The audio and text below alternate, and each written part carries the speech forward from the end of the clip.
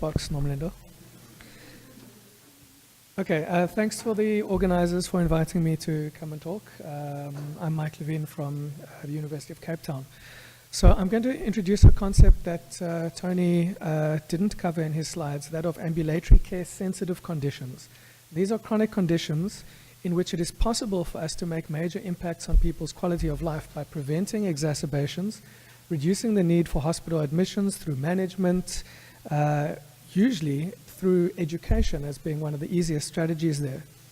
And although some of these diseases are very common, others are not. Some of them are very severe, some of them are not severe. And the ones that have a high burden of disease that I think we are neglecting at the moment are allergic rhinitis, asthma, atopic dermatitis, development and behavioral issues, epilepsy, neurodevelopment, and other skin diseases. And it's important to know that many of these diseases can coexist, so you can't put people in silos, and the same principles that I'm going to be discussing about allergy actually go for every single non-communicable disease in this basket. So allergy is the commonest chronic disease of childhood. They markedly affect quality of life and learning potential. They can be fatal, and a third of all South African children suffer from some allergic disease during their life. It's extremely common, and the important point about this slide from the Isaac 1 study and the Isaac 3 study with 7 years difference is you can see those odds ratios all on the right-hand side of the page showing between a 30% and 90% increase in these conditions over these intervening period. So in that regard, because they're so common and because they're increasing and they're amenable to change, they probably represent what I like to call the low-hanging fruit in terms of ambulatory care sensitive conditions. And you can see here, estimating from the prevalence data that we have in this country, very large numbers of both children and adults who suffer from these conditions and who are not accessing appropriate care. So in terms of asthma, asthma leads to increased burden of disease. It leads to increased health costs, leads to effects on people's quality of life. This data that you can see from the very bottom is the mortality rate in South Africa, and we rated 5th in terms of mortality around the world, but 25th in terms of prevalence. And what's interesting about asthma is although the prevalence is still higher in upper socioeconomic classes, you can see from this research done by Prof. Zar, etc., that severity is associated with lower socioeconomic class. And the bar graph in the bottom shows that people who are predominantly at even higher risk are township dwellers who go to school in peri-urban areas. And that's got to do with the interface between probably genetics and social circumstances, access to care, but also environmental factors that actually affect the severity of asthma. But I think of importance for us is that we're losing an opportunity here because asthma is the third leading preventable cause of hospital admissions. There are up to 12,000 preventable deaths. It causes a huge burden of costs in both the private and public sector. And most distressingly, we know from very good data internationally that asthma hospitalization is simply related to the controller use on a population level. So if we improve access to controller therapy at primary and secondary care, we can actually reduce healthcare burden costs at upper levels of the health service and hopefully have a cost-effective measure. This is our data from the Finnish study that simply showed that the number of patients on inhaled corticosteroids is inversely proportional to days in hospital and asthma deaths. This has been reproduced in other settings, and on a community level in terms of comparing different countries, that interesting curve over there shows that the number of canisters of inhaled corticosteroids used is on a national level in countries related to decreased death for asthma. And then in terms of the local setting in African research, there's research from Algeria that shows that not only is training effective, it leads to change, it leads to decreases in asthma severity, and it also is a cost-effective intervention. This is allergic rhinitis, one of the most neglected diseases in childhood. It affects probably about 30 to 40% people. It affects children's sleep, It affects their concentration, it decreases their schooling efficacy. Treatment with sedating antihistamines, which is the most common treatment of this condition, is associated with worse educational outcomes. However, treatment with intranasal corticosteroids and non-sedating antihistamines has been proven to prevent the adverse educational outcomes in these children. Eczema, an extremely neglected condition, ranges from mild to very, very severe. And it's a condition that can be treated with simple emollient therapy, given in adequate dosages, applied in the right way. Primary care interventions can help prevent children from looking like this.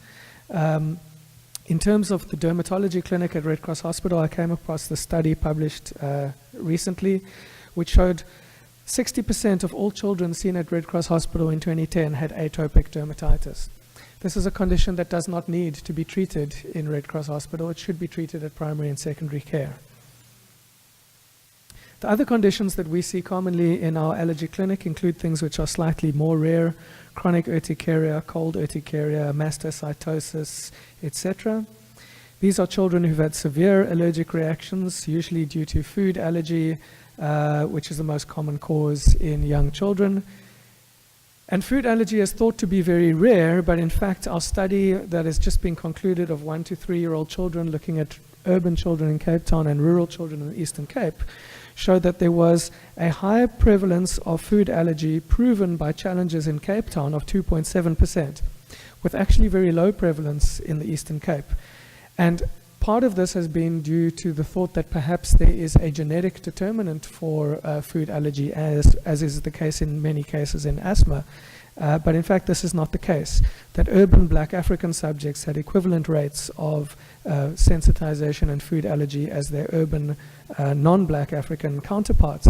And what this points to is the fact that as we go through rapid urbanization in this country, the Black African cohort is going to catch up to the same as the rest of the cohort and have equivalent, if not higher, rates of severe food allergy, anaphylaxis, urticaria, asthma, etc.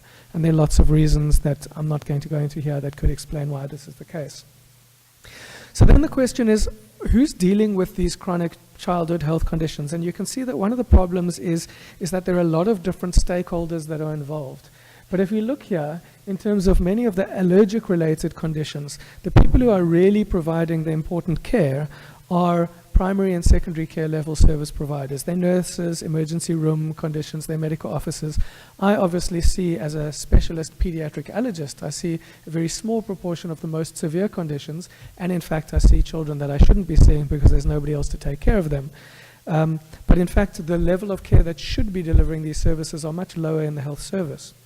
And if you look at this diagrammatic structure of the health service with level 3, level 2 district, CDC clinic, CBS and population right at the top, where things should be taken care of, we see firstly that there are two additional important role players. They're the teachers and school nurses, there's ambulance services, and there are deficiencies at every single level of this health service. So what can we do about it? Well, we need to intervene with a unified approach between people. We need to use existing resources without trying to recreate the wheel. District clinical specialist team, IMCI, ward-based outreach, and lots of existing researchers such as the Allergy Foundation, National Asthma Education Program, and PAC Child, which hopefully should be coming online at some stage. On a policy level, we need to formalize allergy services and integrate allergy into levels of health service.